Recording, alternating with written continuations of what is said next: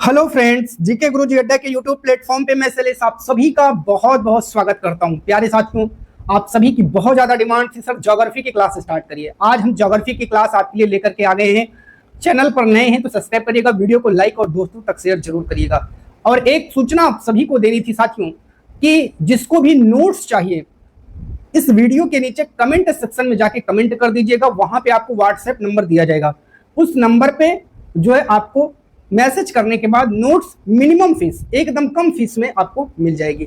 ठीक है, आप जिसकी भी लेना चाहें, चाहे केवल एसएसटी, केवल सीडीपी, केवल हिंदी लैंग्वेज, केवल इंग्लिश लैंग्वेज, केवल संस्कृत लैंग्वेज, केवल साइंस, केवल मैथ या कंप्लीट, सबका अलग अलग प्राइस है और सबका मिनिमम प्राइस है। आप लोग वहां से जो है नोट्स को परचेज कर सकते हैं। ठीक है, चलिए आज की क्लास पे हम लोग चलते हैं।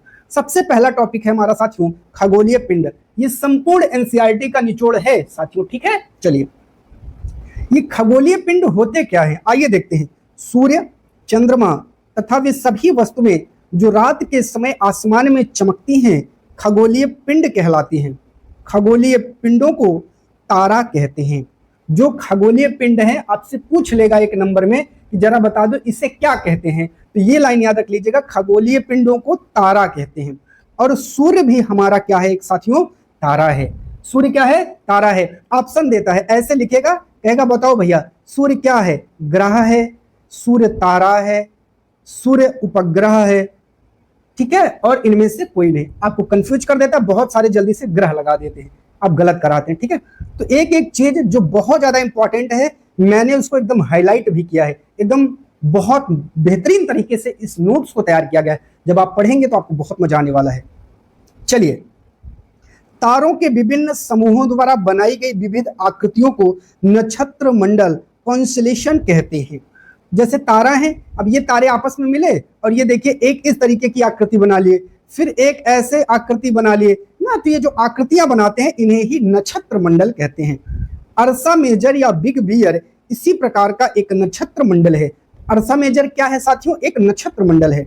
उत्तरी तारा उत्तर दिशा को बताता है, इसे ध्रुव तारा या पोल स्टार भी कहा जाता है, याद रख लीजिएगा। ठीक है, ये सारी चीजें जो है इंपॉर्टेंट है साथियों, इसमें ऐसी कोई चीज सम्मिलित नहीं जो इंपॉर्टेंट नहीं है। हर एक लाइन अपने आप में महत्वपूर्ण है। ठीक है, चलिए आगे बात करते हैं साथियों। कुछ खगोलीय पिंडों में अपना प्रकाश एवं उष्मा नहीं होता, वे तारों के प्रकाश से प्रकाशित होते हैं। ऐसे पिंड ग्रह कहलाते हैं। क्या कहलाते हैं, ग्रह, जिसे इंग्लिश में हम लोग प्लैनेट्स के नाम से जानते हैं। ठीक है, ये आप सभी को याद रखना है। उपग्रह एक खगोलीय पिंड है जो ग्रहों के चारों ओर चक्कर लगाता है, जिस प्रकार ग्रह सूर्य के चारों ओर चक्कर लगाते हैं। अगर आपसे पूछे उपग्रह क्या है, खगोलीय पिंड है। ये क्या करता है, ये जो है ग्रह के चारों ओर चक्कर लगाएगा। जैसे मान लीजिए ये ग्रह है, ये मान लो आपकी ग्रह है पृथ्वी, और ये है आपका चंद्रमा। ये चंद्रमा बाबू इस पृथ्वी के चारों ओर चक्कर लगाएगा। अब यही है सन, मान लो तो ये जो सन है इसके चारों ओर ये पृथ्वी चक्कर लगाती है, तो जो ग्रह है वो सूर्य के चारों ओर घूमेंगे और जो उपग्रह है वो ग्रह के चारों ओर घूमते हैं। ऐसे आपको याद रखना है। ठीक है, चलिए ये लाइन इंपॉर्टेंट है।